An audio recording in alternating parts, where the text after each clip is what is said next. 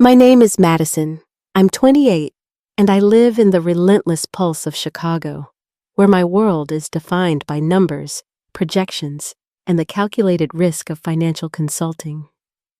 People like to call me the steady one, the pillar holding the fragile facade of a family crumbling under its own weight. I guess I've earned it. After all, I'm the one who paid off my brother's tuition when his scholarship evaporated after he decided to chase cheap thrills rather than his future. I'm the one who swallowed $60,000 of debt the aftermath of my father's misguided ventures into shadowy investments. And I'm the one who secretly cleared every one of my mother's credit card bills, even though she hasn't once bothered to ask how I'm holding up. I used to tell myself that family is family, that you keep fighting for them no matter how deep they pull you into their mess. But over time, that definition has started to choke me, a noose tightening around my neck with every silent sacrifice. Last week, I got a message from my mom. "Dear Madison, come by the house at 6 tonight. We have something special for you." The words lingered on my phone screen, but my fingers froze. Something special. My mother, Ellen, rarely used words like that unless she was hiding something. The last time I heard those words, the whole family had ambushed me to co-sign a loan for Hunter's startup barely months after his last company had collapsed in a heap of poor decisions. I parked my car in front of the house I helped buy 4 years ago. Well, technically, it was under my parents' names again. Through the soft, golden light spilling from the windows, I could hear the indistinct hum of laughter and voices. The weight of it pressed down on me, and for a moment, I just sat there, watching the people inside move about in oblivious joy. I stepped out, adjusted my coat, and walked up to the door. When it opened, there she was. Mom, her face artfully made up, a bright red lipstick grin plastered over her face, her eyes a little too bright, her excitement a little too forced. She squealed, pulling me into her embrace. The living room was packed with familiar faces I hadn't seen since Christmas 2 years ago.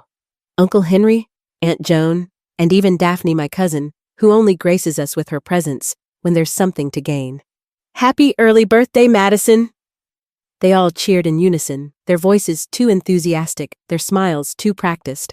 I smiled back, the edges of my lips curling into something that resembled surprise, but only just. "Oh, wow, you guys really got me," I said, though I felt only the cold crawl of suspicion settling in my chest. My mother guided me to the center of the room where the couch awaited me. Dad handed me a cocktail green apple gin, my favorite, he said, grinning with that too wide smile of his. "The thing is, I haven't liked gin since I was 25. "Sit down, sweetheart," Mom said, her voice sweet but strangely weighted. I sat the cocktail glass cold in my hand and glanced across the room. My gaze was drawn to a leather-bound folder resting on the side table. The edges were sharp, neatly placed. Waiting, I could feel my breath catch as I looked at the first page. Asset Allocation Agreement, Louise Bennett Inheritance Trust. "What's this, Mom?" I asked, voice measured, but my eyes already locked on hers. "Oh, just some boring paperwork," she said, her hand landing on mine too quickly, a little too firm. "Let's look at it later, sweetheart. Tonight's for celebrating." I forced a smile, but my fingers had already begun to move. My hand reached for the folder. "Actually," I said, "I'd like to look at it now, if that's okay." A heavy silence settled over the room. My father stood up abruptly, raising his glass with a practiced flourish. "A toast to Madison, the brightest star of the family," he said, his voice rushing through the words. I flipped the folder open and froze my eyes, scanning the document. "I, Madison Claire Bennett, hereby relinquish all rights to the Louise Bennett Inheritance Trust." I looked up at my mother, my voice calm but sharp. "Mom, what is this?" Her smile faltered, her eyes flicking nervously as she reached to touch my hand again, a tight grip. "Just a formality, honey," she said, her voice syrupy, but too sharp around the edges. For tax purposes. For tax purposes, I repeated, or for transferring everything to the family without telling me. I looked around the room. Everyone had already decided. Hunter's voice cut through the tension like a dull blade. Please, just sign it. Everyone's already agreed. I laughed, but it wasn't the sound of joy. It was hollow, like the last gasp of something dying. So this is the real reason for the surprise birthday party. Mom clenched her fists, her forced smile evaporating. Don't make a scene. Everyone's here. I closed the folder with a slow, deliberate motion and placed it on my lap. Then let everyone hear it. I said, my voice low but steady. They deserve the truth. The room felt suffocating. The faces around me, the ones that should have been familiar, now felt like strangers. I could feel my heartbeat thudding in my chest, so loud it drowned out the murmurs in the background. The folder was still in my lap. The leather creased where my fingers dug into it. No one said a word. Eyes shifted away, avoiding the truth. Hunter stared down at the floor. His fingers twisted tightly together. Daphne was tapping away on her phone, her focus entirely elsewhere, as if this moment wasn't more important than whatever notification demanded her attention. My mother. Ellen still wore that thin smile, but I saw the twitch of unease behind her eyes. Even my father, standing to the side, seemed to shrink in on himself. Dad. Mom, I said. My voice low but unwavering. Why would you do this? If this was really about Grandma's estate, why not just talk to me? My mother cleared her throat, then walked closer, her voice soft, almost syrupy. Sweetheart, I know you worry too much, but this isn't a big deal. I just thought if the inheritance was under our management, it'd be more convenient. Convenient, that word, just like her smile, made my skin crawl. You don't really need more money, do you? You already have everything. My mother's voice trailed off, her words floating in the air, heavy with expectation. I let out a dry laugh, the sound bitter on my tongue.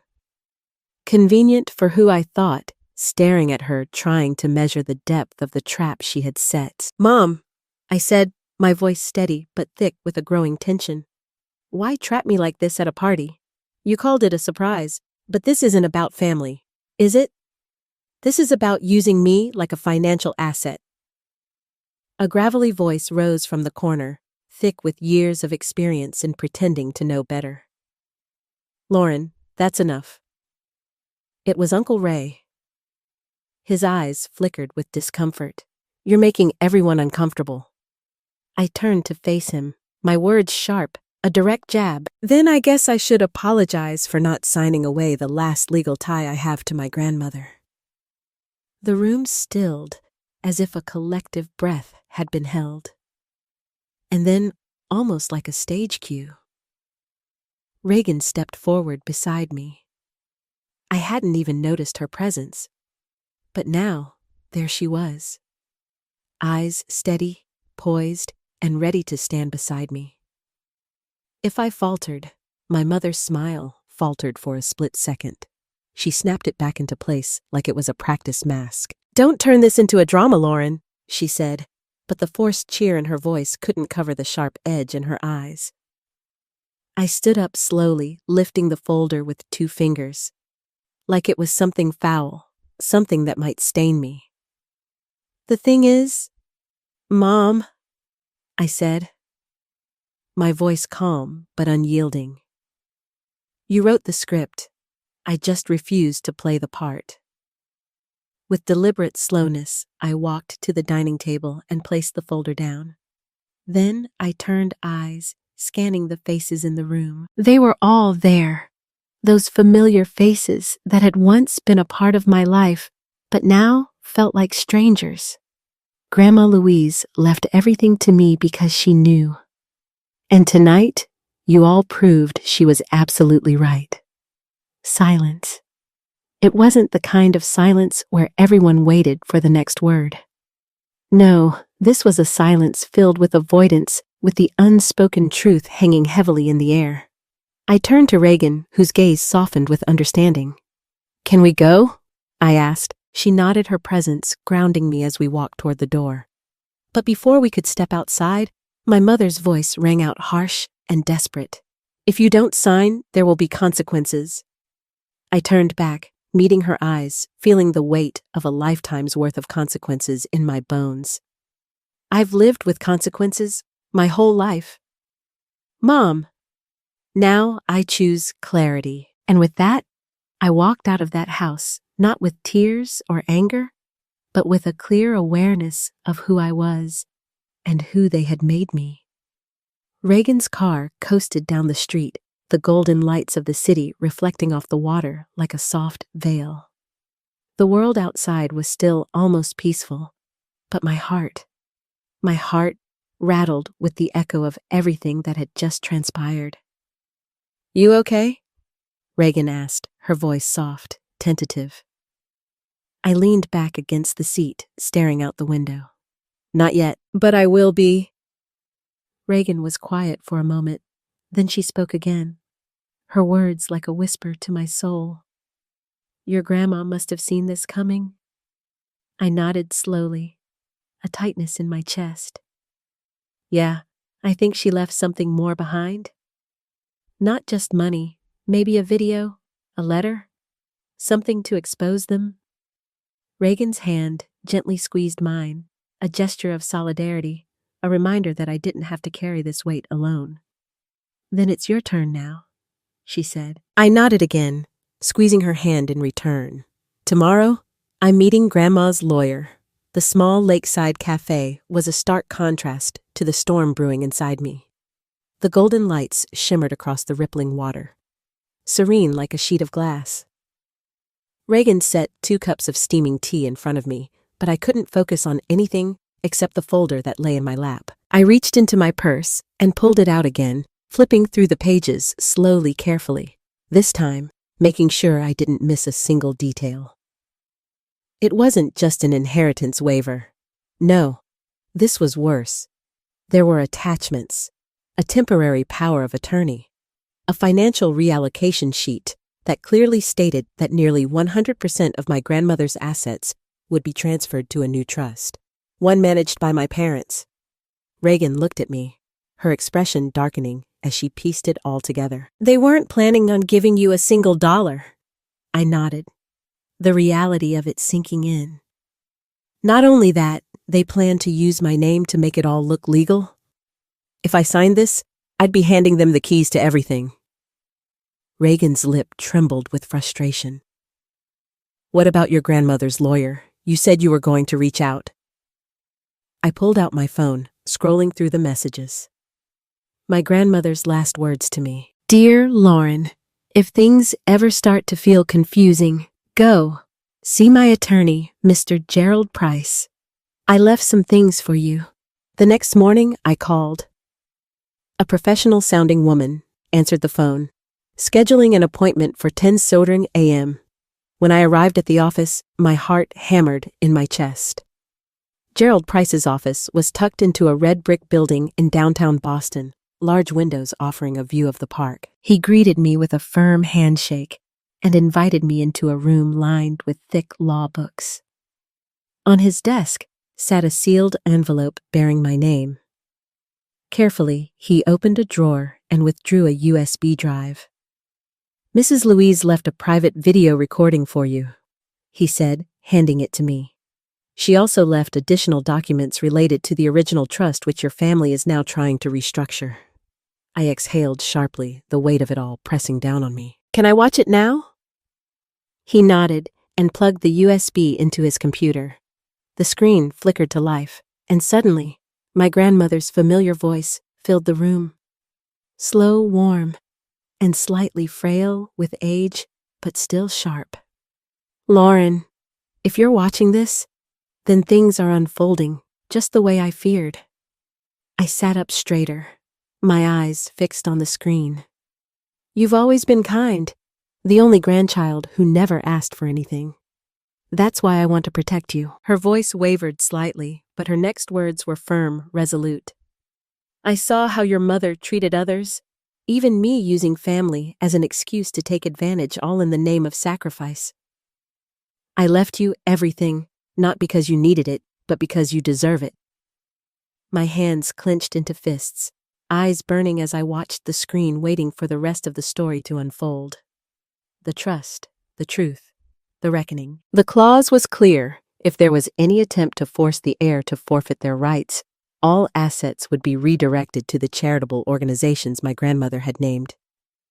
Your family is unaware of this clause, Mr. Price said, his voice low but confident. But if you give the word, I can activate it. Today, I looked at him, the weight of his words sinking in, and then glanced down at the video.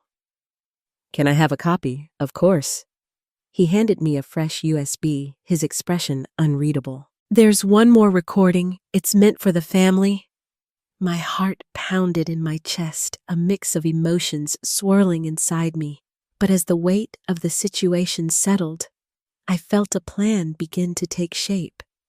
A plan that would turn the tables, shift the power back into my hands. It's time. That evening, Reagan met me in the parking lot, her eyes wide with curiosity.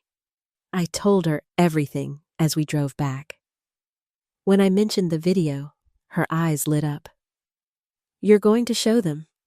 I nodded. Tonight, I'm hosting a small get-together at the house, so their surprise party becomes their surprise twist. I smiled, but this time the smile was mine. I'm the one writing the script now. I sent a quick round of texts, keeping it short, but to the point. Mom, I've thought it over. Tomorrow, I'm inviting everyone to my apartment at 5:00 p.m. I'd like to resolve everything peacefully. The reply came almost instantly. Sweetheart, I knew you'd come around. I'm so glad we'll all be there. I didn't need to read it carefully. I knew my mother, Ellen Langston, never turned down a gathering where she thought she might win. Reagan helped me rearrange the living room. The anticipation thick between us. I borrowed a mini projector from the office and set it up carefully, positioning it on a shelf facing the couch. The wall would be the screen, clean, unobstructed, waiting for the truth to unfold. I took one last look around the room, my heart thudding in my chest. But not from fear. No. It was because I knew that after today, nothing would ever be the same again. At exactly 5:00 p.m., the doorbell rang. My mother was the first to step through, wearing a soft beige dress, her heels clicking sharply against the floor. Each step like the measured beat of a drum. Her eyes scanned the room, her voice cutting through the silence. Where's Madison? She called, using my middle name, the one she only used when she wanted to remind me of my place. I'm right here, I said calmly, stepping out from behind the kitchen doorway. Please come in. My dad followed her in, then Uncle Ray, Aunt Linda, and Hunter, who looked visibly nervous, his hands trembling slightly as he stepped across the threshold. I offered them seats, then made my way to the projector. I'd like to share something, I said, my voice low, but cutting through the tension like a sharp blade. The room fell quiet, all eyes on me. I plugged in the USB, the screen flickering to life, and there she was, Grandma Louise. Her silver hair was neatly pulled back. Her sharp eyes focused her voice, warm but authoritative. Just as I remembered it. If you're watching this, it means Lauren refused to sign anything. You brought her, she said, her voice like honey, but with the unmistakable sting of truth. I heard a shift in my mother's seat, a barely perceptible movement, but she said nothing. I've established a trust that cannot be changed.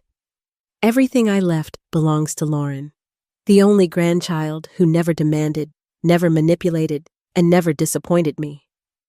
Hunter looked down, his face flushing with embarrassment. My mother's grip on the armrest tightened. My father's eyes were wide, staring at the screen in disbelief. This trust has 3 clear conditions. 1. It's to be used only for personal living expenses, housing, healthcare, and education. 2. It may be invested in independent ventures with no family ties. 3. It can be donated to verified charities. I glanced at my mother. Her eyes were fixed on me, not with anger, but with panic. The truth had slipped from under her grasp, and she could see it now, plain as day. If any family member tries to coerce Lauren into giving up her inheritance, or sues to claim it, 50% of the funds will be immediately transferred to the 4 named nonprofits. The silence after that statement was deafening. I reached forward and shut off the projector, the soft click echoing like a punctuation mark on everything that had just transpired. I know that yesterday you planned for me to sign away everything, I said, my voice steady, cutting through the suffocating silence. But I also know that wasn't Grandma's wish, and I'm no longer the naive child you once pushed around. My mother stood up abruptly, her voice trembling, the mask of control slipping. You're blowing this out of proportion. Everything I did was for you, really. I paused, letting her words linger in the air before I asked quietly, for me? Or because you were afraid that if I held the inheritance, you'd no longer have access to solve your own problems with my money? My father slammed his hand on the table, the sound cutting through the tension. Enough, Lauren. This is family. We share everything. I looked him straight in the eyes. I've shared enough this time. The room stood still, frozen in the uncomfortable space between words and consequences. I'm keeping what's mine. I said the words heavy with finality. I pulled the copy of the trust conditions from the envelope and placed it in the center of the table. Grandma saw all of this coming, and if anyone in this family still plans to break that trust, just know every action has a consequence. My mother clutched her purse so tightly her knuckles turned white. Her eyes darted around, searching for an escape that wasn't there. You'll regret this one day, she hissed, voice trembling with a mixture of fear and fury. You'll need us. I nodded slowly, unfazed. Maybe, but today I need something else. Respect, and I'm not trading that for any amount of money. Then, without hesitation, I opened the door. This meeting is over. The silence in my apartment was deafening, but it didn't feel oppressive this time. It felt peaceful. I looked at the USB on the table, the one my grandmother had left me. It didn't just hold a will. It held her trust in me. She had believed I was capable of making my own choices and that I was worthy of doing so. And if they tried to flip the board again, they'd learn I already had my next move ready. The next morning, I sat alone in my small kitchen, the cold cup of coffee forgotten in front of me. The USB was still in my coat pocket, but in my hand, I held a thick folder personally handed to me by Attorney Gerald after our first meeting. Your grandmother was meticulous. He had said, his voice steady. The documents inside were clearly labeled, year by year. She kept records of every financial transaction involving your family, from credit cards opened in your name back in college to disguised money transfers labeled as medical expenses.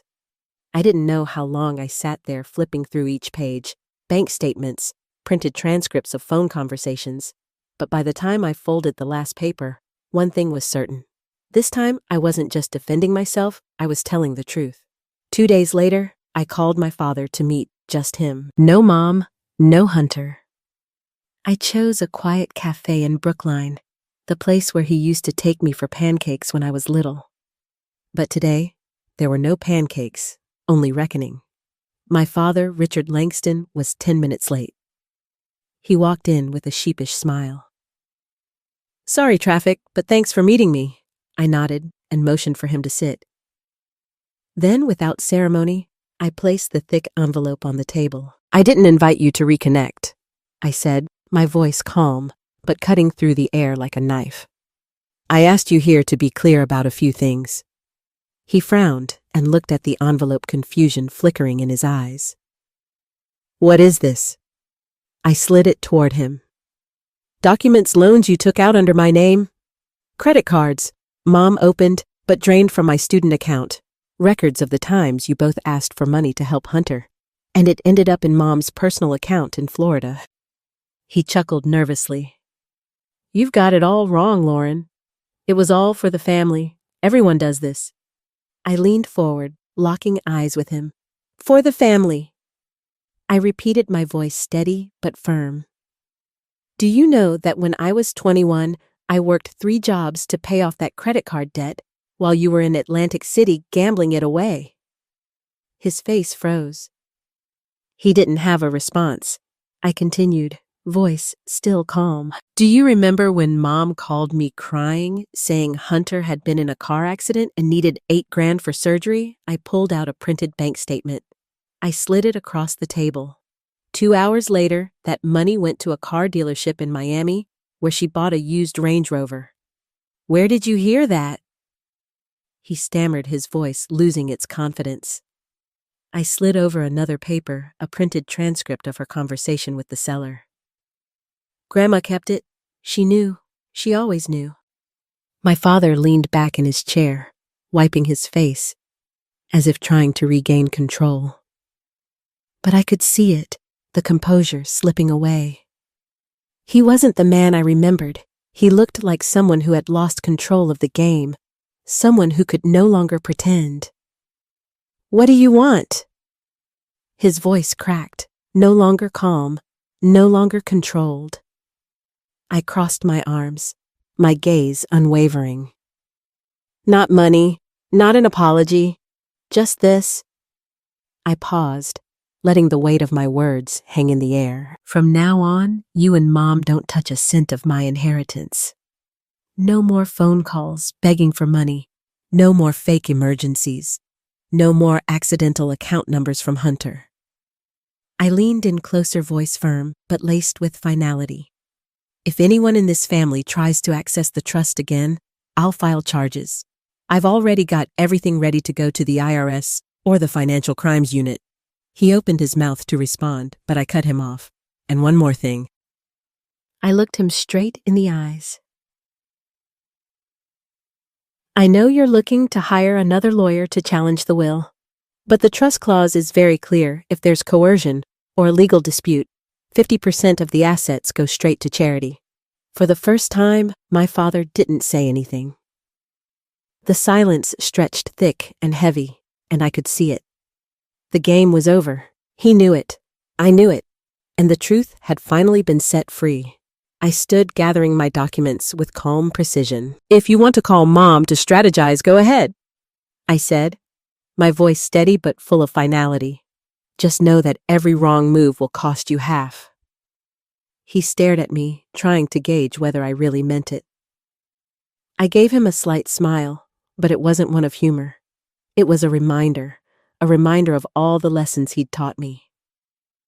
"You taught me how to play chess," I said, my voice quiet but firm. "Remember, sacrifice the pawn to protect the queen? Looks like you chose the wrong piece." This time, I walked out of that cafe without looking back. For the first time in years, my steps felt weightless. It wasn't about money anymore. It was about reclaiming control over my own life, something they had always assumed I'd never be brave enough to do. But here I was. I had taken back the power they had tried to strip from me. On Monday morning, I arrived at Attorney Gerald Price's office at 8:45 a.m. The family meeting was scheduled for 9, and I wanted to be the first one there, not out of politeness, but to double-check that everything was ready. The conference room was immaculate, The projector had been tested, and the hardbound documents were neatly arranged on the table.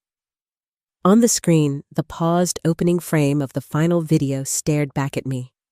Grandma Louise, her stern face, her sharp eyes behind those glasses that never let anyone off the hook. Gerald entered, carrying another thick folder. Everything's in place as requested. All financial evidence has been printed and clearly marked. I nodded. Good, I said, my voice low. No pleasantries. When they get here at exactly 9 o'clock, I'm ready. The door opened precisely at 9:00 a.m. My mother Ellen stepped in, first, her slate-gray blazer sharp and businesslike, a reflection of the power she had always tried to wield. My father Richard followed in his signature red tie. His power tie, as he liked to call it. Hunter came in, last hands stuffed in his pockets, avoiding my eyes. Gerald began, his voice smooth but professional. Thank you all for arriving on time. We're here to watch the final video left by Mrs. Louise Olson and to disclose the final terms of the estate and company shares. My mother scoffed lightly, her voice dripping with disdain. I hope this one isn't as theatrical as that surprise video at her house. I didn't respond. I just hit play. The screen lit up and my grandmother's voice filled the room. Firm, clear, unshakable. If you're watching this, then things have gone exactly as I expected. Ellen Richard, I know everything you've done, from unreported withdrawals to using company funds for personal expenses. Every transaction, every bank statement, every falsified report documented. My mother's face went white. My father glanced nervously at Gerald, as if hoping he'd somehow turn the video off. I've transferred full ownership of Langston and Hartley, the company I co-founded with my husband, to Lauren. She's the only one in this family who hasn't used our name for income, hasn't lied, and hasn't cloaked greed in family loyalty. Hunter looked up stunned. My mother shot to her feet, her voice shaking with disbelief. Absolutely not. That company is my father's legacy. And now, I said, rising to my feet, it belongs to the only one who still honors that legacy. I placed the notarized ownership transfer agreement and the registration documents from Gerald in front of them. The weight of it hit them all at once. This is illegal, my father yelled, slamming his fist against the table. I'm still the acting CEO. I have rights. You have rights, I said, my voice cutting through his rage, until you're forced to resign, and that's already underway. I slid another file across the table. This one containing the resignation letter. Here's your resignation letter. If you refuse to sign all financial records, including misused company funds, we'll go to the SEC for investigation. I slid another piece of paper across the table. Records of payments made to Riverfront Casino under a false name, and invoices from a luxury hotel Mom had used for her so-called weekend conferences. No one said a word. Gerald added, his voice unshakable. Furthermore, if anyone attempts to interfere with this transfer or threatens the heir, the trust's asset protection clause will activate, transferring half the inheritance value to financial abuse recovery organizations. I turned to my mother, her face pale, her lips pressed tight, betraying the panic behind her eyes. You used to say I was too sensitive. I said, my voice soft but full of finality. But you were wrong. I was just too patient. My father's hand shook as he reached for the resignation letter. His voice wavered, the carefully constructed facade crumbling. If I sign, will you stay quiet? I looked at him, the weight of years of manipulation and deceit hanging between us. I don't want to hurt the family's name. I said, my voice steady, but if you keep trying to manipulate me, I won't hesitate to bring the truth to light. Richard glanced at my mother. She said nothing, her face ghostly white. Finally, he signed. I gathered the papers, holding them up for one last look. The weight of the moment settled in my chest. From this point on, I said, my voice low but strong, All shared family assets will be independently audited. All secondary credit cards are canceled. The company apartment is reclaimed. Discretionary funds are frozen. The silence in the room was deafening. It wasn't just the end of a meeting, it was the end of an era. And for the first time in my life, I could feel the shift, the weight of power returning to where it belonged. Lauren. Hunter muttered, his voice tight with frustration. This has gone too far. I turned to him slowly, meeting his gaze. No, Hunter, I replied, my voice calm but unyielding. This should have ended long ago. Today, it's just being rewritten with the truth. The conference room door closed softly behind me. No slam, no drama. But I knew to them that sound echoed louder than any final word I could have spoken. I didn't look back. I didn't need to. 2 weeks after that fateful meeting, I officially took over as the new CEO of Langston and Hartley, the company my grandmother Louise had helped build from the ground up with my great-grandfather when it was just a small law office in Cambridge. Today, it stood as one of the most respected investment advisory firms in New England, and I, the granddaughter once dismissed as just the accountant, was now sitting in the top floor office where my father's nameplate had hung for over 20 years. The office hadn't changed much. I didn't feel the need to make it a reflection of my own ambitions. Just subtle touches. The portrait of my father, the one that had loomed over me for so long, was gone. In its place hung a painting of my grandmother's, a forest path, bathed in the soft glow of the last light of day. I think she would have liked that. But I didn't just take over the company. I did something else. Something I believe was my grandmother's unspoken wish. I founded the Louise Olson Foundation, a nonprofit dedicated to providing financial education for young people and offering counseling for those manipulated financially by their own families. The foundation's budget was fueled by 20% of the company's profits, a figure I had written into a board resolution which passed not without surprise, but I knew that once they understood the purpose, they would come to appreciate it. That afternoon, as I settled into my office, I received a text from an unknown number. Lauren, it's Mom. Your father just got out of the hospital. We need to talk. I hesitated, taking a few minutes before replying. Friday, 3:00 p.m. My office. They arrived on time. My mother looked as polished as ever, though there was an undeniable weariness in her eyes. My father, however, looked noticeably older. The recent hospitalization for mild heart failure had taken its toll. The arrogance that once defined him was gone, replaced with something quieter, fatigue maybe from too many failed schemes. Lauren. My mother began, her voice tentative, softer than I'd ever heard it. We're not here to ask for money. We just want to hear from you. Clearly, I sat across from them, my posture steady, my heart calm. 2 small envelopes rested on the table between us. I slid them across to them without a word. I'm not trying to shut you out forever, I said, my voice low yet unwavering. But I can't be the family's financial fallback anymore. Inside the envelopes were lists, independent financial counseling centers, and a treatment program for gambling and compulsive spending. I'm willing to pay for these, I continued, if you're truly ready for a fresh start, but I won't write another check to patch over bad decisions. My mother hesitated, her eyes flickering with uncertainty. Do you think we're horrible people?